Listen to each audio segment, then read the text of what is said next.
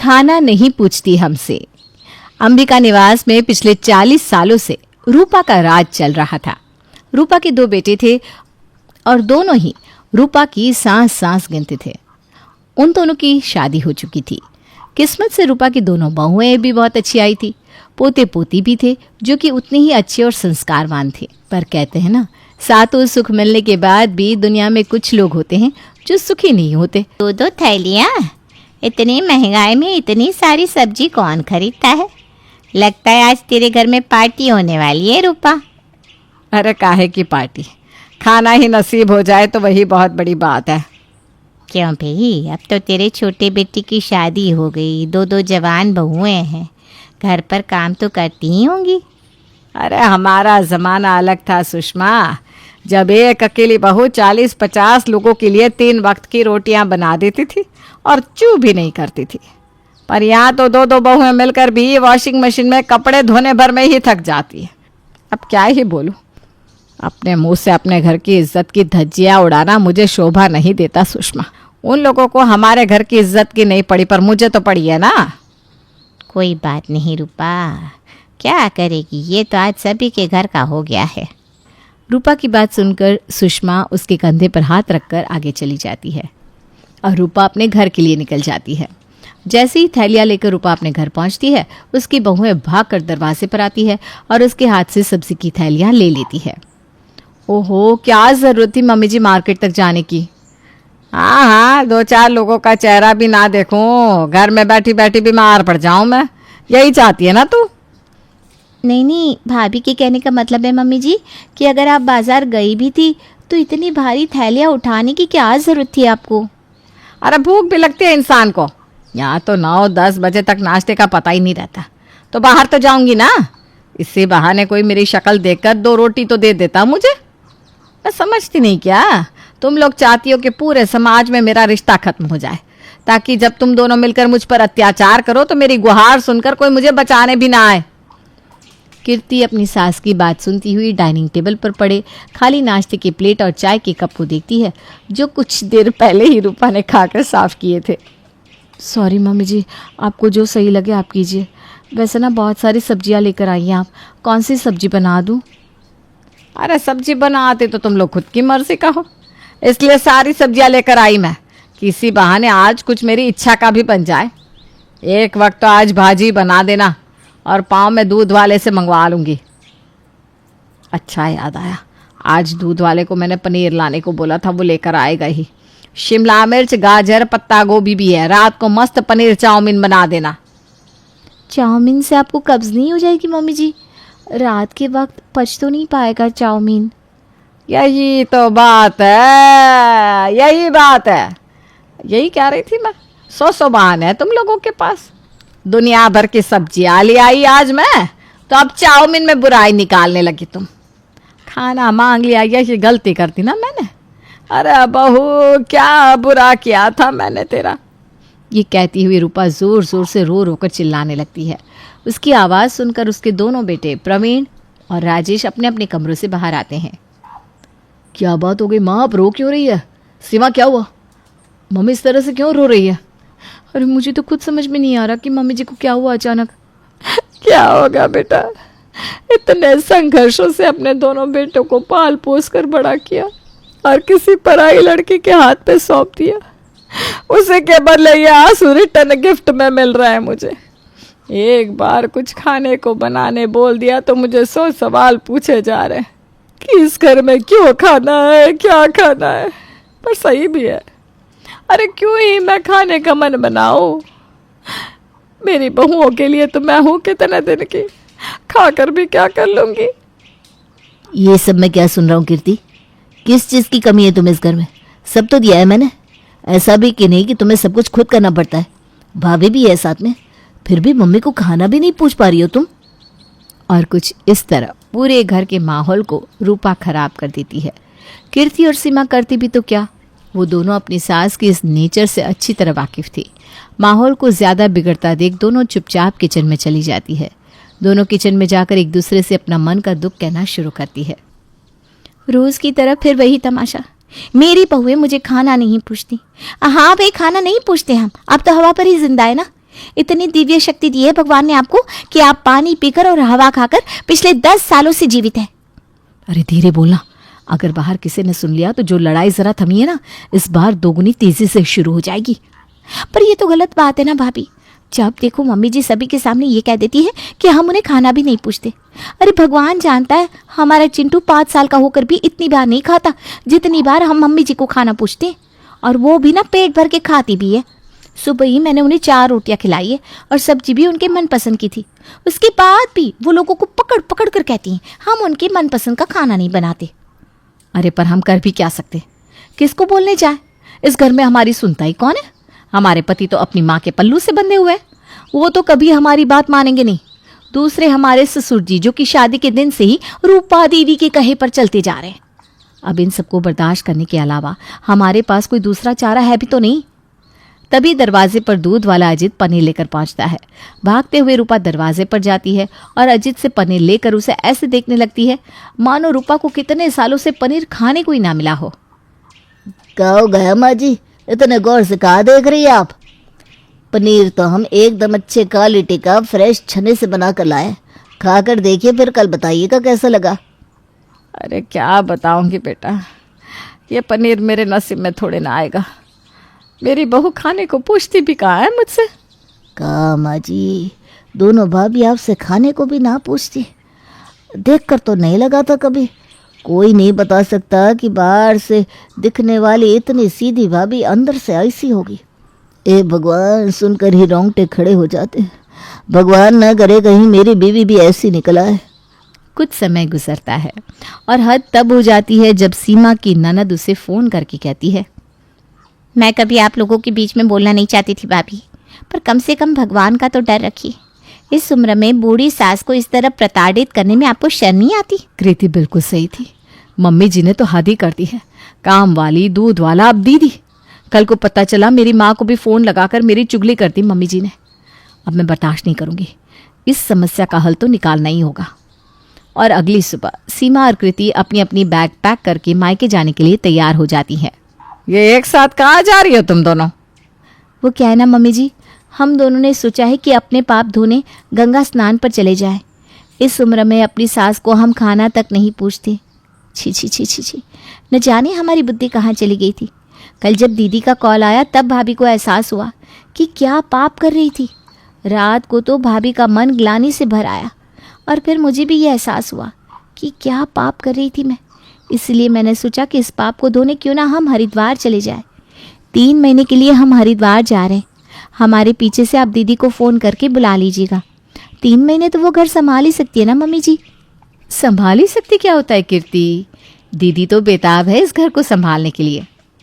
और अगर कभी कुछ कम पड़ जाए तो सुषमा आंटी तो है ही, और उनकी वो बहू भी तो है। वो ज़रूर आपको याद से खाना पूछ लेगी। कभी कभी अजित की होने वाली वाइफ भी आपके लिए खाना भेज दिया करेगी। और काम वाली तो है ही ना मम्मी जी।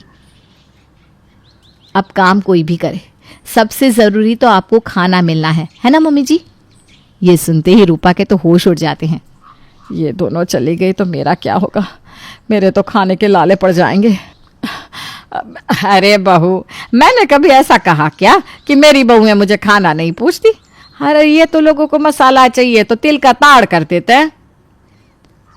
अजीत को बोला था आपने मम्मी जी? मैंने सुना था।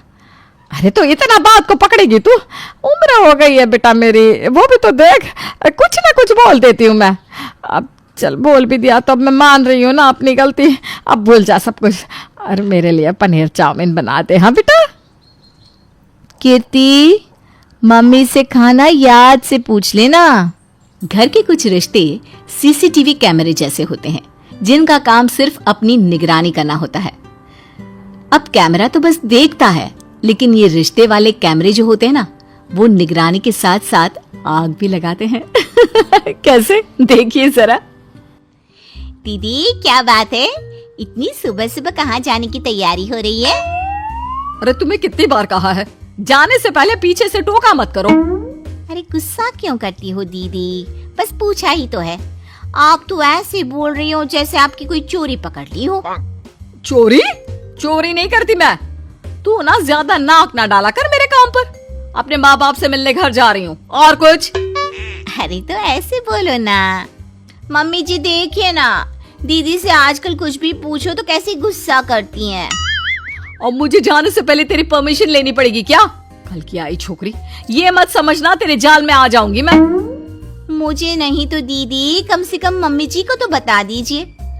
पूछती तो आप वैसे भी नहीं है, बड़ी है, इतना ख्याल तो रखा करिए। बहू, उसने मुझे बता दिया है, तू परेशान ना हुआ कर। जा जाकर काम देख, क्या क्या पड़े हैं करने के लिए। वैसे भी सब्जियां खत्म है। ठीक है मम्मी जी, चलती हूँ। वैसे भी बाजार रास्ते में पड़ता है, कुछ लाना हो तो बता दीजिए। दीदी मेरे लिए। जेठानी बिना सुने ही चली जाती है। मम्मी जी, आपने दीदी को क्यों जाने दिया? अपने माँ बाप को देखने जा रही है तो इसमें भी रोकना है? तू भी तो जाती है ना अपने मायके। मम्मी जी, मेरी बात अलग है, मैं कभी कभी जाती हूँ, पर दीदी आपने देखा है आजकल दीदी हर 2 दिन बाद कहीं ना कहीं जाती रहती है। पता है माँ जी, परसों जब मैं अपनी दोस्तों से मिलने बाहर गई थी ना, तब मैंने दीदी को अपने मायके जाते हुए देखा।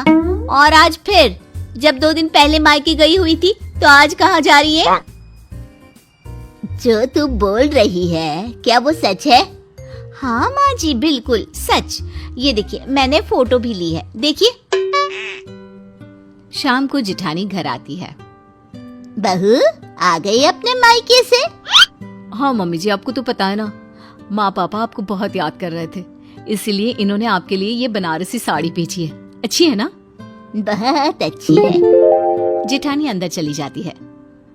मम्मी जी, आपने कुछ पूछा क्यों नहीं? मुझे क्या पूछना था? है क्या पूछना था? अरे वही जो आज सुबह बताया था, इनका रोज रोज निकलने का नाटक। देख बहू, तूने उसे वहाँ की तरफ जाते हुए देखा, जरूरी तो नहीं कि वो अपने घर ही गई हो, अपने किसी दोस्त के घर भी तो जा सकती है। मुझे तो लगता है मम्मी जी कि दीदी घर के पैसे बर्बाद कर रही हैं, या फिर अपने मायके दे रही हैं। अरे भला वो ऐसा क्यों करेगी? घर से क्यों ले जाएगी? उसके पास खुद के पैसे हैं तो सही। मम्मी जी, मैंने दीदी को कल बात करते हुए सुना था, उनके परिवार की हालत थोड़ी खराब चल रही है और वो जेठ जी से पैसे मांग रही थी। अब देखिए, सारा घर का पैसा ना लुटा दे। सब बात सुनकर सास जेठानी पर शक करना शुरू कर देती है। कुछ दिनों बाद, मम्मी जी मैं जरा बाहर जा रही हूँ। बाहर कहाँ बहू? ये रोज रोज का बाहर बाहर क्या लगा रखा है? सास कभी ऐसा नहीं बोलती थी, लेकिन सीसीटीवी देवरानी के कारण सास के भी रंग बदल रहे थे। हाँ दीदी कहिए, आपको अपने माँ बाप से मिलने तो नहीं जाना ना? नहीं मम्मी जी, मेरी एक कॉलेज की दोस्त है, उसकी शादी होने वाली है तो वो पार्टी कर रही है, इसलिए उसने मुझे भी बुलाया है। कौन सी दोस्त दीदी? आपने इससे पहले तो अपनी किसी कॉलेज के दोस्त के बारे में नहीं बताया, ऊपर से अब शादी भी करा रही हैं उनकी। सास को न जाने क्या हो जाता है। तो चुप कर छोटी। सुनीता तुझे जाना है ना बेटा? जी मम्मी जी। तो जा। मम्मी जी, आपको क्या हो गया है? आपको दिखाई नहीं दे रहा? जेठानी जी आपसे फिर से झूठ बोलकर अपने माँ पापा से मिलने गई है। मैं अगर उसे जाने नहीं देती तो रंगे हाथ पकड़ती कैसे? हाँ, तो क्या मम्मी जी अब आप उनके पीछे पीछे जाएंगी? मैं नहीं, तू जा। जल्दी से बहू के पीछे पीछे जा और पता कर वो कहाँ जा रही है। मम्मी जी, आप अगर मुझे ये काम करने को नहीं भी देती ना, तभी वह करती, क्योंकि मम्मी जी दीदी घर का पैसा अपने मायके वालों पे बहा रही है, वो भी आपसे बिना पूछे। कम से कम एक बार आपसे पूछ तो लेना चाहिए था ना। अब यहाँ खड़े खड़े टाइम बर्बाद करेगी या जो काम दिया है वो करेगी? ठीक है मम्मी जी, चलती हूँ। देवरानी जेठानी का पीछा करती है। वहाँ पहुँचने के बाद देवरानी सास को फोन करती है। बता जल्दी, कुछ पता चला? मम्मी जी, मेरा शक सही था, जेठानी जी अपने किसी दोस्त के घर नहीं बल्कि अपने घर गई हुई हैं, और तो और अपने घर का ढेर सारा सामान भी लेकर गई हैं। लगता है पार्टी दोस्त के घर पर नहीं, उनके खुद के घर पर वो दे रही हैं। देखा माँ जी, मैंने कहा था ना, आपको अब भी मुझ पर विश्वास नहीं होगा, है ना? आज तो मैं छोड़ूंगी नहीं इसको, तो वहीं रुक, मैं आती हूँ वहाँ। हाँ हाँ मम्मी जी, आप जल्दी से आइए और अपनी आंखों से खुद देख लीजिए।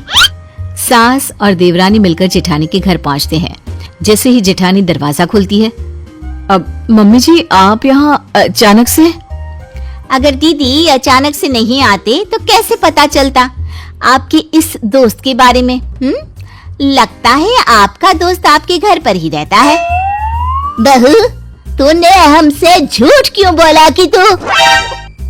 सास अंदर आकर देखती है तो उसके दोनों बेटे भी अंदर होते हैं। जेठ जी, आप दोनों यहाँ क्या कर रहे हो? इस वक्त तो आपको ऑफिस में होना चाहिए ना, तो आप लोग यहाँ क्या कर रहे हो? और ये सब क्या है? ये सब क्या हो रहा है? तुम तीनों यहाँ कौन सी पार्टी की तैयारी कर रहे हो? माँ आप यहाँ कैसे? पहले तू बता, क्या चल रहा है यहाँ पर?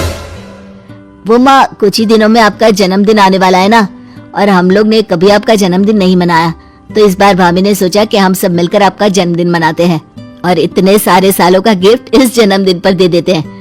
बस उसी की तैयारी कर रहे थे। तो तुमने मुझे क्यों नहीं बताया? मैं तुम्हें बता देता, पर तुम्हारे पेट में कोई बात पचती कहाँ है, इसीलिए तुम्हें नहीं बताया। और इसीलिए हम दोनों लंच ब्रेक के टाइम पर यहाँ आकर सुनीता की मदद करते हैं। तो बहू, रोज रोज तू इसी चीज के लिए मुझसे झूठ बोलकर यहाँ आती थी? माफ करना मम्मी जी, मैं आपसे झूठ तो नहीं बोलना चाहती थी, पर ये आपके बर्थडे का सरप्राइज था इसलिए बोलना पड़ा। ये सब सुनकर सास की आंखें नम हो जाती है। बहू, मुझे माफ कर दे, मैंने तुझे गलत समझा, मुझे लगा। अरे कोई बात नहीं मम्मी जी, मैं आपकी जगह होती तो मुझे भी बुरा लगता, लेकिन आप यहाँ तक आई कैसे? मैं लेकर आई थी, क्योंकि मम्मी जी को आप पर शक था। मैंने तो समझाया था सासू माँ को, लेकिन इन्होंने कहा आपका पीछा करने को। हाय रे झूठी, तू ही रोज मेरे कान भरा करती थी कि सुनीता ससुराल का सारा पैसा मायके में उड़ा रही है। आज भी तो तूने ही मुझसे कहा था कि तू इसका पीछा करना चाहती है। बड़ी बहू, मुझे माफ कर दे, मैं इस कान भरू लड़की की बातों में आ गई। कोई बात नहीं माँ जी, लेकिन परिवार में विश्वास और सम्मान होना सबसे ज्यादा जरूरी है।